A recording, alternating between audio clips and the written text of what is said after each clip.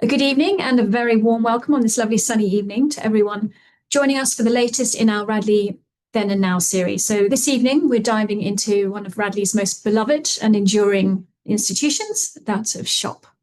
For over 170 years, shop has been a legendary part of college life, a lifeline for hungry boys between lunch and dinner. Jam money could be spent on all kinds of treats, from Wagon Wheels and Cola to ice cream and egg mayo sarnies. And of course, we cannot forget the huge amount of love for the iconic chicken roll.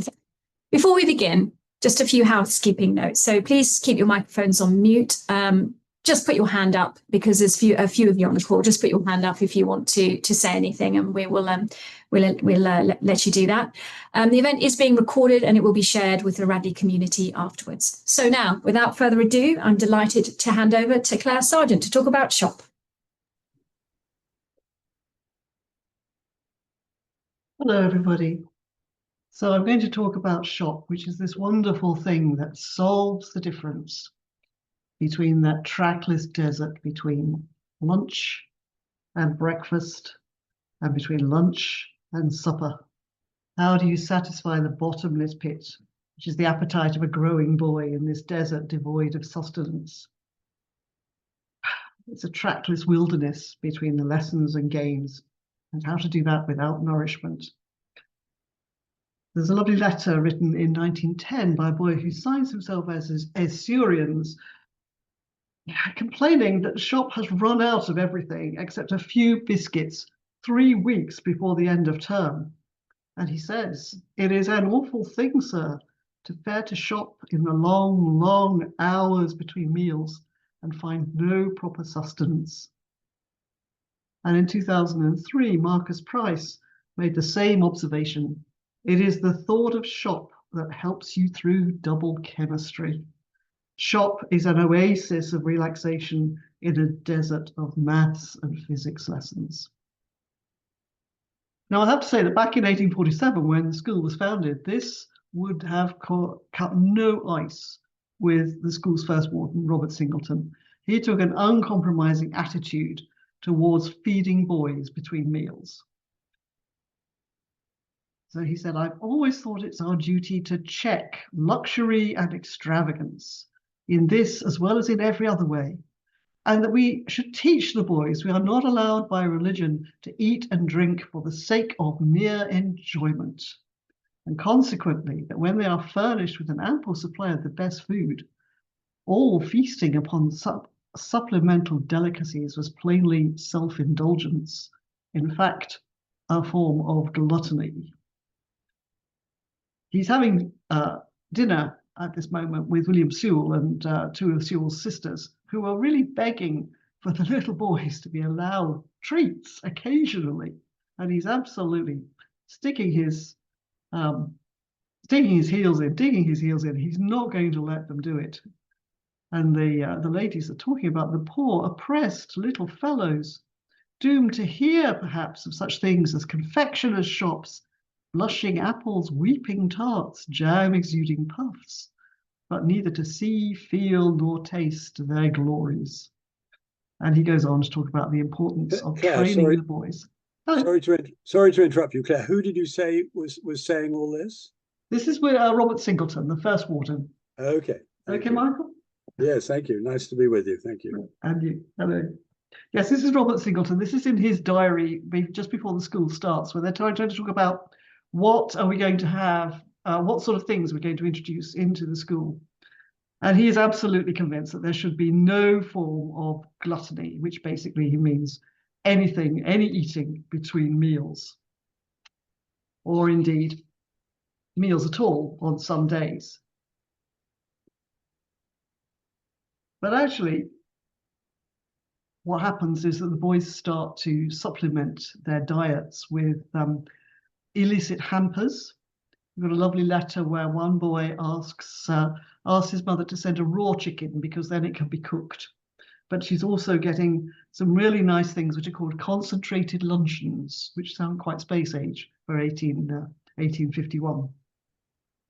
But it's actually William Sewell who introduces the idea of a school shop to supply much needed good things but actually also to teach boys about management, about budgeting, and about thinking about what they're actually doing with their money and how to run something.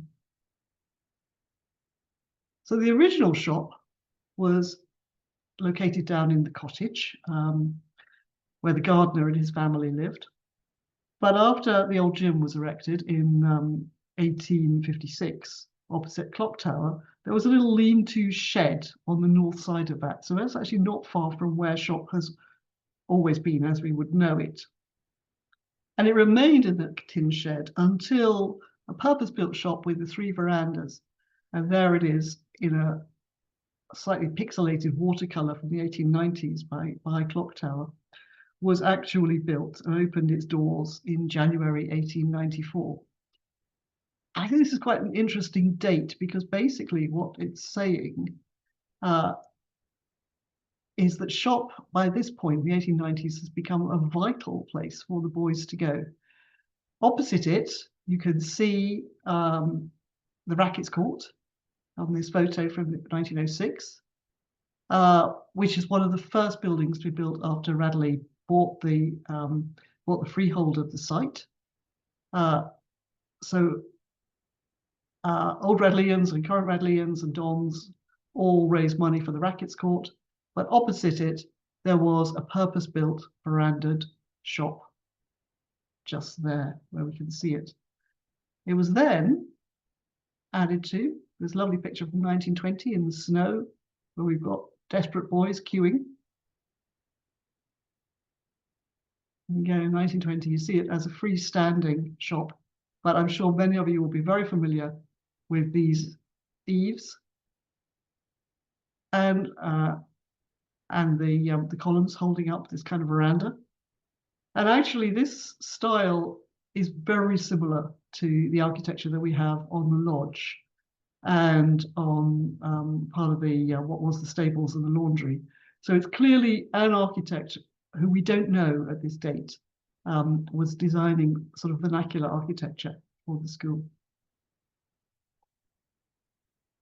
In 1926, it expanded, and what we all know as the tea room was added with its very familiar big French windows opening out onto the pitches. By this point, the war memorial's been added. You can see the rackets court behind it. And here in Wallace Hester's drawing in the 1930s, the same sort of lineup that we're familiar with. After 1930, Merriman and Nat Fisher, who did a lot of building work for the school, including Bee Social, built the house, which is now all part of the bursary, but then was made as the shopkeeper's specific house. So basically, the shop has been developing over time. 1960s, it was still looking very familiar.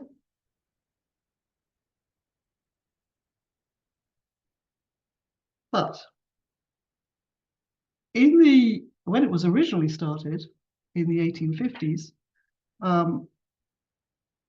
what we had was that some money was coming in, and there was the gardener and another supplier who were being paid to supply food for the school shop. But the point behind it always was that it was being run by the boys themselves.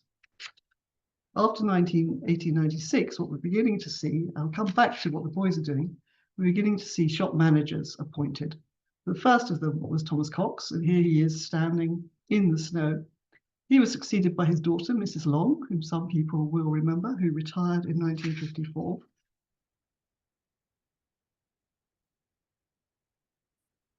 Others will remember Mr. and Mrs. Whitbourne, who were there 54 to 74, standing here outside of the shop.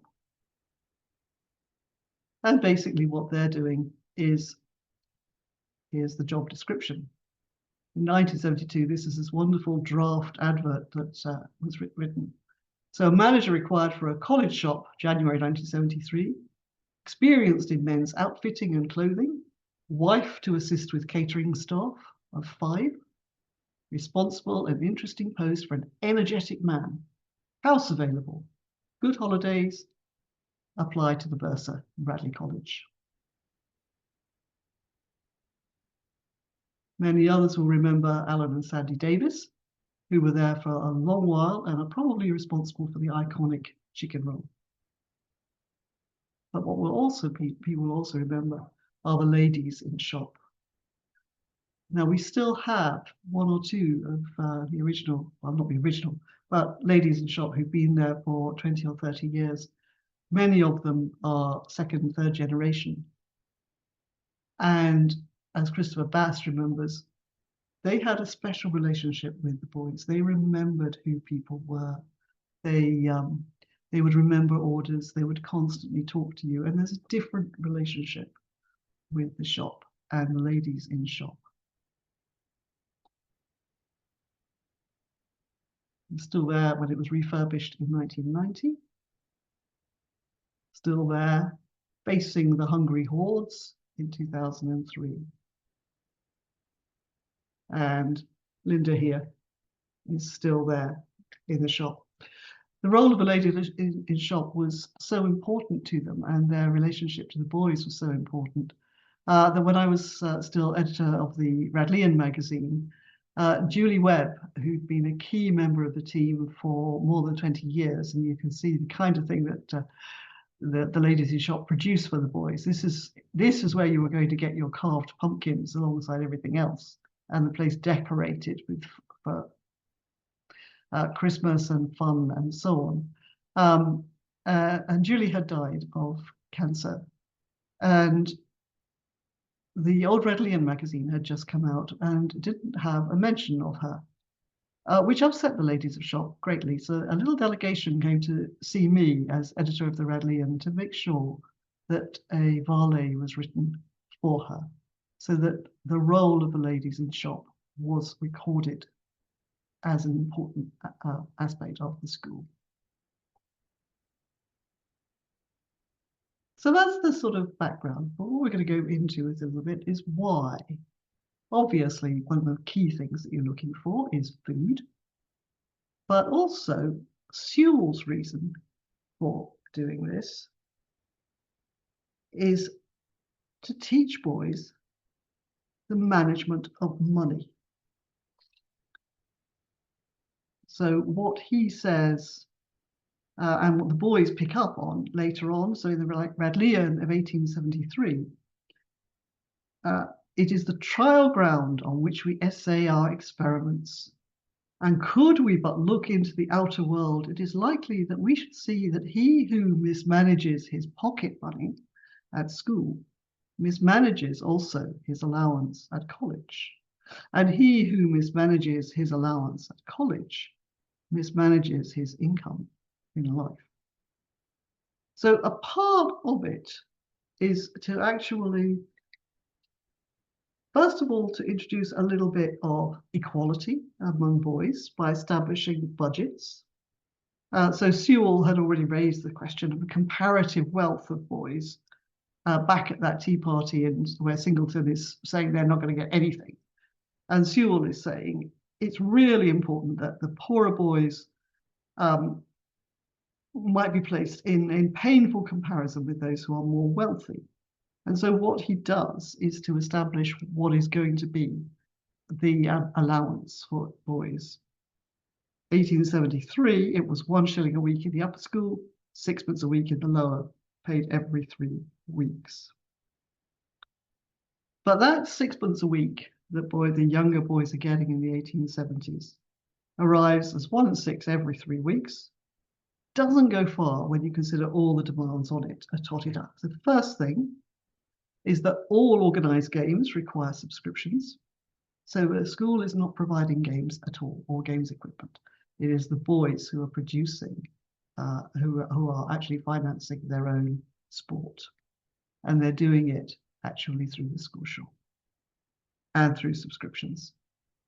Boys got to pay their debts. They also pay a subscription for access to use the library, particularly to get the newspapers. They are expected to give to charity weekly in collections in chapel. And then there's general bullying, which has to be accommodated. So as they say, with a hungry prefect waiting on the poor victim as he emerges with his money to make him disgorge some of it.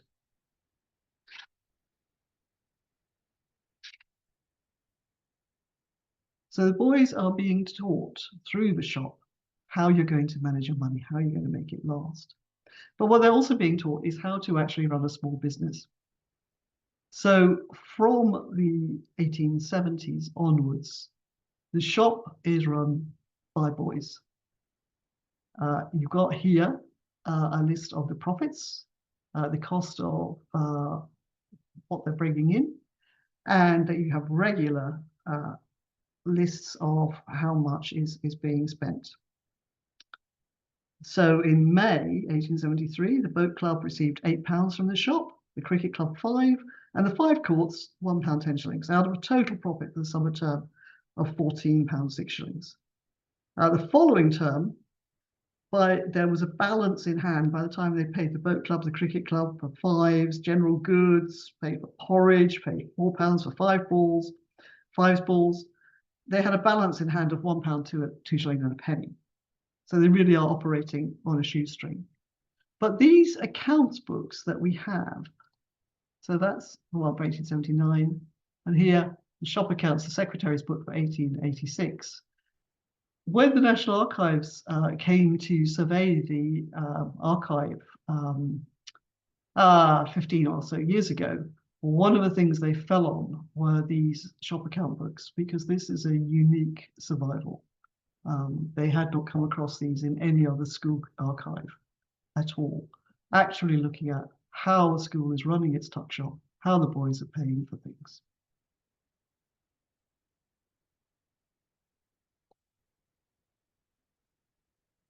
So you end up with problems. How do you eke out your money? 1947, a lot of you will realize, is still a moment of food rationing, food and clothing rationing. And there's actually a lovely letter from Will Stutchbury, where he's actually asking for a jam account to be made over to his brother so that he can buy some extra things with a clothing coupon. So they're sort of, one brother's got clothing coupons, the other one's still got money in his jam account. And the only way to get a new tie is to solve the problem. And this is the Radley College receipt. The prefects between them paid 18 shillings and 8p for a box of chocolates, which they ordered to be given to HRH, the Princess Elizabeth, on the occasion of her visit to Radley College on 9th of June 1947. Does the school budget well? Well, here is 1997. And on the table here are the 2 boxes of chocolates which were given to the Queen and to the Duke of Edinburgh for the anniversary 50 years later, just to show that we'd managed our accounts really well. We could still afford chocolate, but we could actually afford double the amount of chocolate.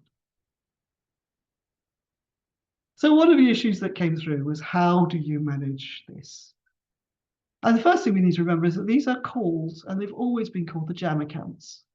So much so that when we introduced a new computer server, which was going to, for the first time, electronically run all of the boys' accounts, IT decided it was actually going to be called Jam. Why is it called? Why are they called Jam? And why are the boys still calling them their Jam accounts? Well, I think basically the school did not provide Jam. It provided, back in the 1880s, 1870s, 1880s, it provided bread, if you were lucky, butter to put on the bread, but very little else. And what you end up with is seeing jam, pots of jam, becoming exchanged as a form of currency within the school. They're used for payment.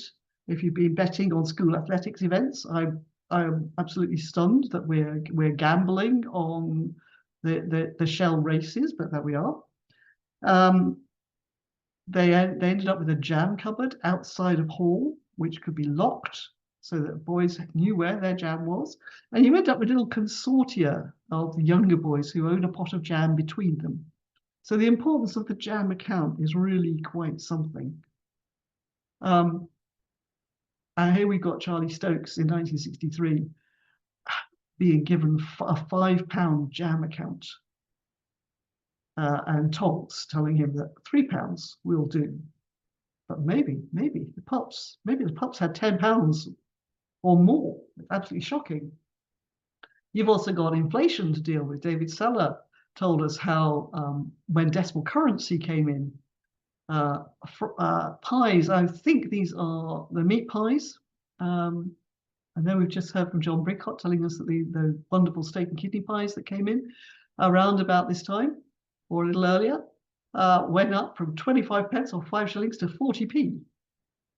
And there's also the letter sent to the shop manager, Wing Commander Bowen, saying, okay, we're introducing VAT. Now, VAT in schools is a big discussion point at the moment, as you will appreciate. But here is the impact of VAT on a small boy in 1974, because half of the things in the shop are going to be VAT rated. And the poor Wing Commander is attempting to work out which things are going to be VAT rated and which are not. So eking out your accounts is really difficult. So one of the things I thought we'd have a look at, when we went electronic in 2013, the shop delivered the last ever set of the boys' books.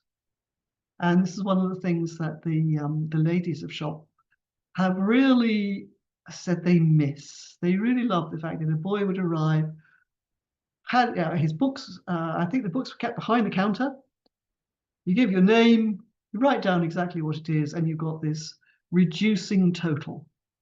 So here is a 6-1, who in 2013 has got an allowance for the term of £60, starting in January 18-1. And we see him going down. So by the time he's got to the 4th of February, he's only got £35.15 left. And you can see what he's buying. He's buying Doritos, lemonade, pastels, the famous chicken roll for £1.10, cake, a donut, Quavers, familiar things, a Dr. Pepper. James Hartley in 1983 was trying to do the same thing on a £12 budget. So what we're seeing here over these 20 years, 30 years, is inflation. But he's got stuff for the first fortnight and penniless for the last 10 weeks of term. So let's see if our 6-1 is going to make it. And here he is, right the way through, 14th of March, £59.60. So he's got 40 pence left of his jam account. Mark Powell in 1949 was trying to do the same thing on 30 shillings with a Lyons individual fruit pie costing him 4p. So our 6-1 has managed to eke his way all the way through to just 40 pence at the end of Lent term. Start of summer term, he's back again with £60, but has learned absolutely nothing as far as I can see about budgeting, because in the course of a week from the 18th of April to the 25th of April, which is just a week, he's used up £23.40. So he's got through a third of his budget in a week.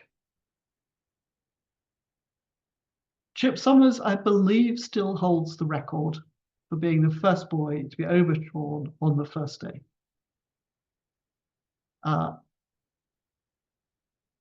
So I'm not sure that's a thing to be proud of, Chip, but it is a record that still stands as far as I'm aware.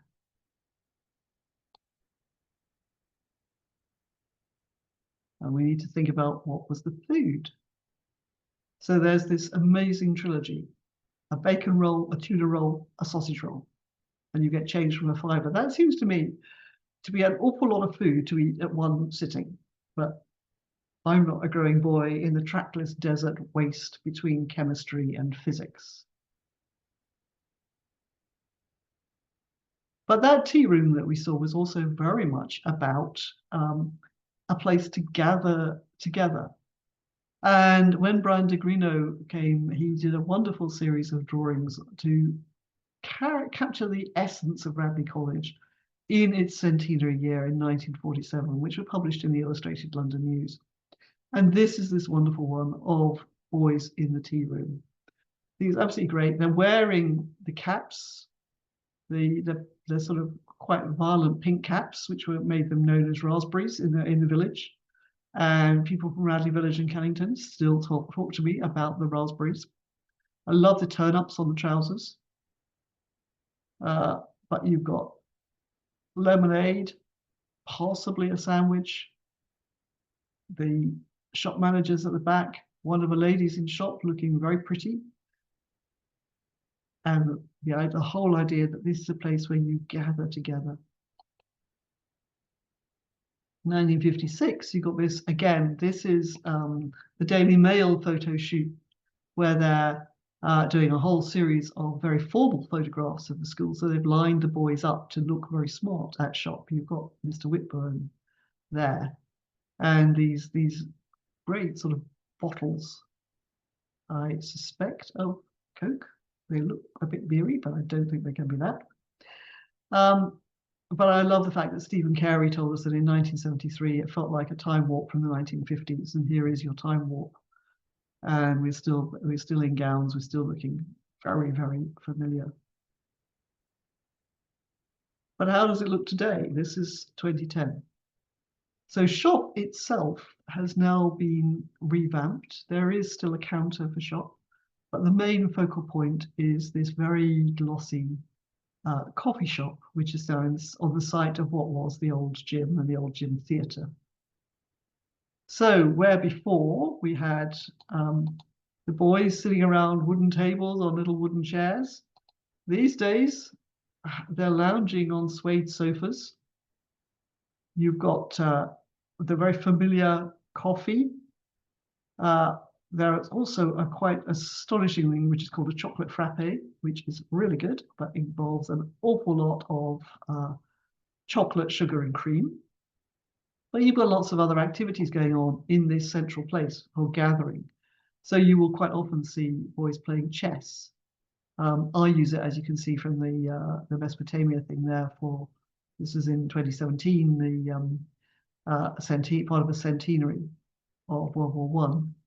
And it's equipped with a piano for frequent recitals, lunchtime concerts, and so on. So the idea of shop has really evolved into very much a place where you sit together and you share the space in a very civilized fashion. And of course, shop wasn't only about food. The barber's shop still exists and is in a corner off the coffee shop. So the idea of boys getting their hair cut properly is still there. The barber comes in regularly booked. Boys who come in with their hair dyed interesting colors after holidays suddenly go a very, very funny looking muddy brown color where all the dye gets dyed over. This possibly is something that has vanished these days, though, which is the whole idea of shoe repairs. And what I like here is that we've got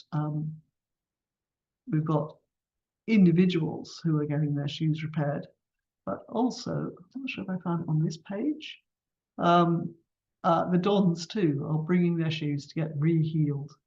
So you're getting a pair of black shoes, re-heeling, you've got re-soling, you've got a rubber heel going on, you've got 1/4-inch steel tips going on here for Jay Waits in 1983. And he's got a pair of black slip-ons which are being sorted as well. So you've got shoe repairs being sorted from this central place. And you've got the idea of what you buy. So sporting regalia, ties, social, this lovely set of old Radleian cufflinks, which were given to us a few years ago, and the list of goods which are obtainable from Radley College shop. So the OR tie in pure silk or pure silk non-crease. I'm not sure myself what the difference is between that. But sweaters, sleeveless sweaters, woolen scarves, breasted buttons, and a car badge. I think, 35 shillings for your car badge would be an absolutely wonderful thing to have. And in 1972, right the way through for 20 years, not a part of the shop, but part of a boy enterprise in the way that the shop, the food shop, tuck shop was originally as well, is the paperback bookshop. And this was a wonderful thing. Stocked by boys working with some dons. I know that boys who worked in this went on to take on management in publishing and in book selling and so on, learning how to and supplying all sorts of variety of things. So you've got Ulysses here or Far from the Madding Crowd. Some of these are obviously textbooks, but others are just for reading, just leisure. And unfortunately, what killed the paperback bookshop was Amazon. That was a very rapid decline. So different types of food. I love the fact that Tony Pierce Smith reminded me about Wall's ice cream. And one of the things here that I found was the actual, what is it? It's the contract that the school is only going to sell Wall's ice cream, nothing else. And if we only sell Wall's ice cream, there is a bonus. And there is another letter which actually explains, as the management of the shop is being handed on from one shop manager to the next, that actually the bonus from Wall's ice cream is sufficient to pay the entire Christmas bonus for all the ladies in shop. I don't know how large it is, but it's sufficient and actually something that they really want to keep going.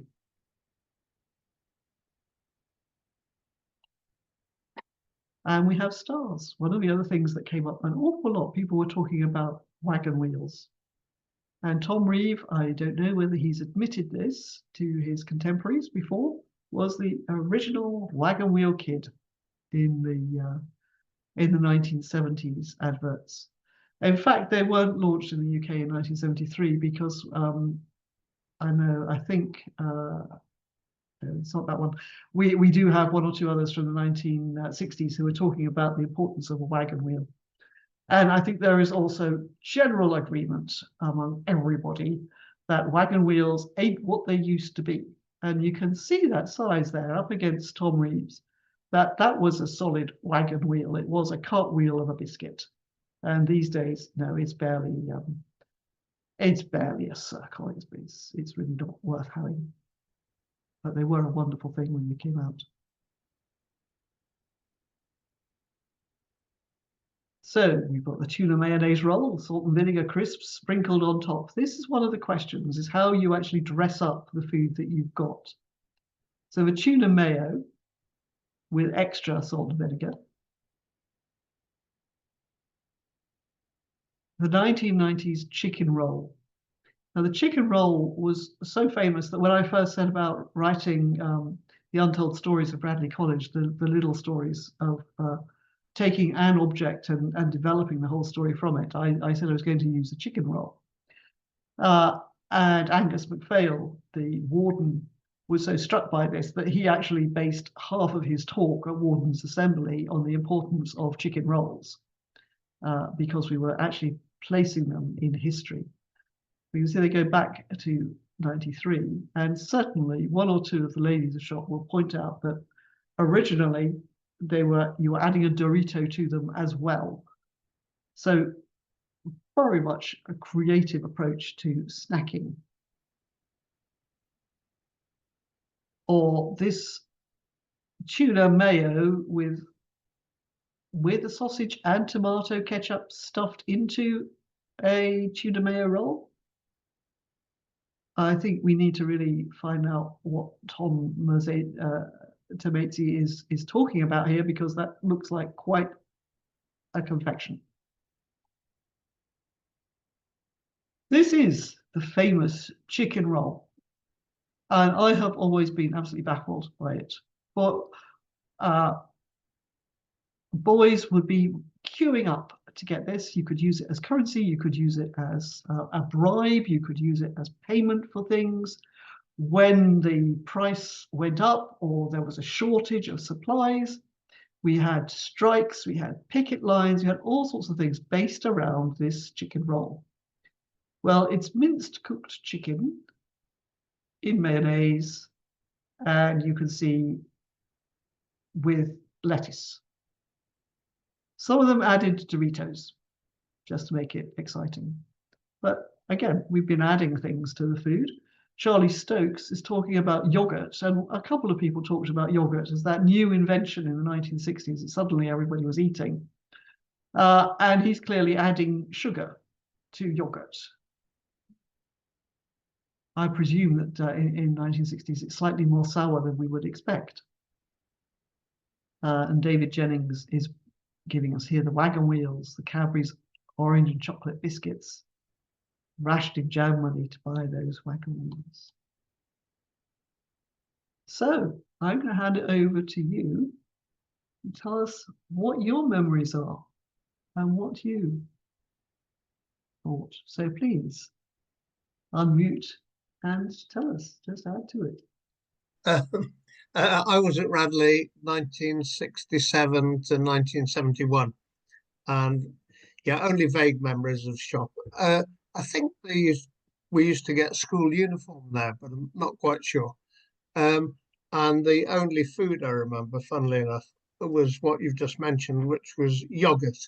And I used to frequently buy a raspberry flavoured yogurt there. And I think something like a Kit Kat or even a Twix, if they'd been invented by then. I remember little beyond that. Right, so you're actually, were you doing anything to this yogurt? Were you actually adding sugar to it? No, I don't think so. No, they were already sweetened, very much like raspberry yogurt is now. I nearly always have a carton in the fridge, even now. And I think it used to be in the same sort of plastic cartons with a foil lid, but I can't quite remember. Right. Maybe others have got more detailed memories than I have. Anybody else want to add anything? A particular food or a problem? Michael? Yes, I just I was thinking about it this afternoon and wondering why I was attracted to the to listen in on this, because I think sorry, I was there in '63 onwards, and I think to some maybe I'm being a bit romantic, but it was sort of a bit of a haven outside of the normal pressures of demands of studying and sports, which I enjoyed very much. But it just seemed to be, there was a sort of slight warmth about it, or getting away from the demands or pressures or everything else at school. And I don't know whether I imagined this, but Mr. Whitburn, didn't he used to say at the end of, when he was about to close, that he used to say, "Time, gentlemen, please." Is that, I don't know if other people have that memory, but it was, because he always treated us rather politely. I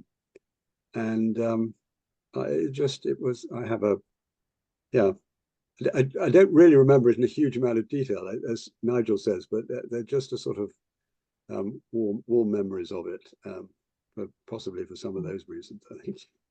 Yeah.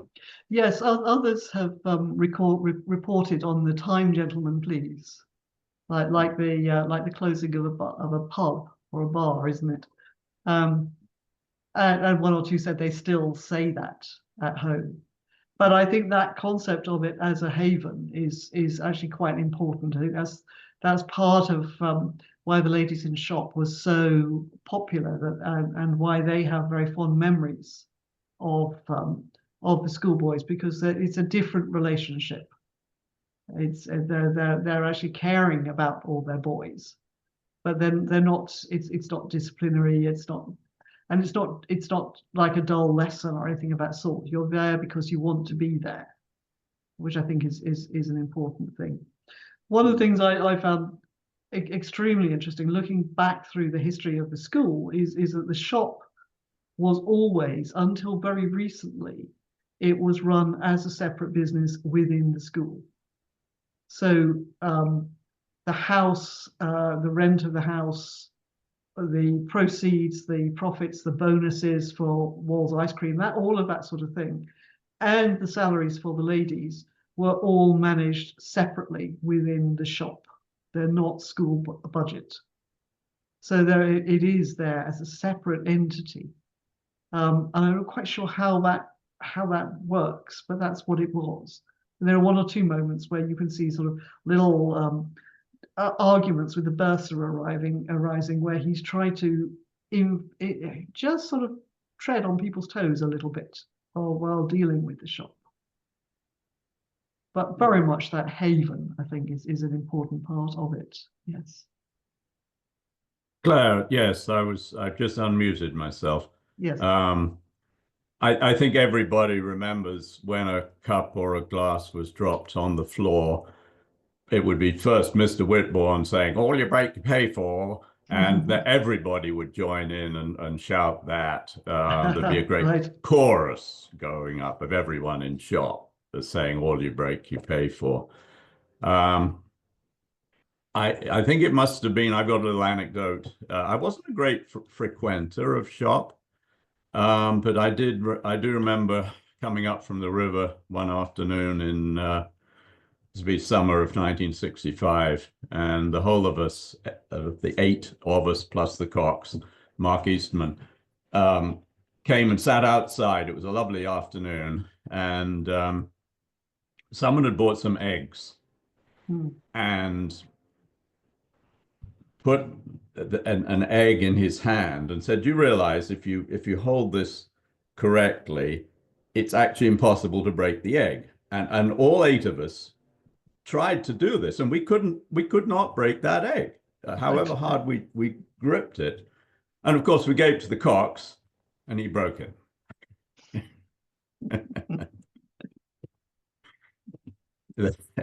That's about all I can remember about shop. Right. This is Tony Pierce Smith. Oh, hello, Tony. Yes. Hello. Yes, my best recollections of shop definitely relate to summer terms. The break in the cricket in the afternoon, you used to make your way quickly down to shop to have your Coca-Cola and Wall's ice cream, which I indicated in a note to you cost a total of 9p. And so that just allowed you to use up your 30 shillings jam account during the course of the term. And actually, the currency was very stable at the time, because I think 30 shillings was about right in 1950 when I arrived, and it was still about right in 1955 when I left. Yes. And I agree with one of the previous speakers. Shop was definitely a haven, and I do have thoroughly pleasant memories of the shop, I must admit. Yes, I've got the feeling that the inflation doesn't really happen until the mid to late 1970s. You've got a massive inflation about 73, 74.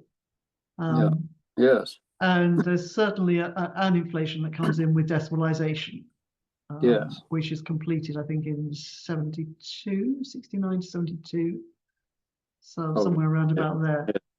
But yeah, before then, you do have a sense that things you publish a price and it remains the price for a very, very long time. Sure. Yeah. So did you all learn, did you feel that you learned money management through your jam account? I don't think so.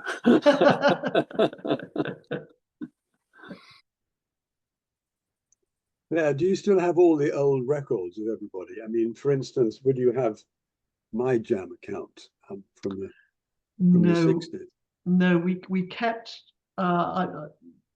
somebody saved the final box of jam account things, that one from 2013. Before that, no, nothing had been saved, and that was only saved because the shop was being gutted for a lot of building work to be done, and suddenly he thought, oh, this looks like it might be interesting for the archive, and so just brought them over, and I put them into a box and thought, well, it might be, but I'm not sure, because with things like GDPR these days, it's a very personal account. It's got somebody's name on. It's all about how he's managing money. And you'll notice I didn't give you the name of this particular 6-1. But I think actually there's an awful lot in the history of food which is buried in those books. There's how does a boy manage his money across time, but also what's he choosing to buy, what's being made available to him. And if we're thinking, obviously, our catering department think very hard about nutrition and so on, but you can only force so much nutritious food into a boy. If he's prepared to live on crisps, or with Tony there living on Coke and ice cream, then that's what he's going to live on. So I'm sorry, Michael, no. Yes. So long ago, I can't really remember enough about it now. So it'd be quite interesting. I don't think I have too much to add. I can. John was talking about getting back from the river. I remember being rescued by a shop once, having tipped my 4 into the river. It was straight back to shop to bribe them with forgive me, with Mars bars and Coke. I think I lived on most of the time. I think my favourite moment was always be a weekly trip on Saturday, which was Saturday afternoons. The weekend started, dive in for an orange ice lolly, and then go and sit on the grass and watch the first 11 cricket match. It was a happy moment. Yes, I can imagine that would be lovely. Right. Well, Caroline, do we think we've? Yeah, thank you. I mean, I just thank you very much. This whole thing has actually made me feel really hungry now. So I'm going to go home and get my dinner. But that was great. Thanks, Claire. That was really, really enjoyable. And thank you to everybody who contributed as well. Absolutely brilliant. And this is our way of recording the history of Radley. So your contributions really count to us on these calls. So we look forward to welcoming you in the next one, which will be on the theme of cricket. So thank you and enjoy the rest of your evening. Okay, thank you all for joining us this evening. Been lovely to have you. Thank you, Claire. Bye. Yeah. Bye-bye.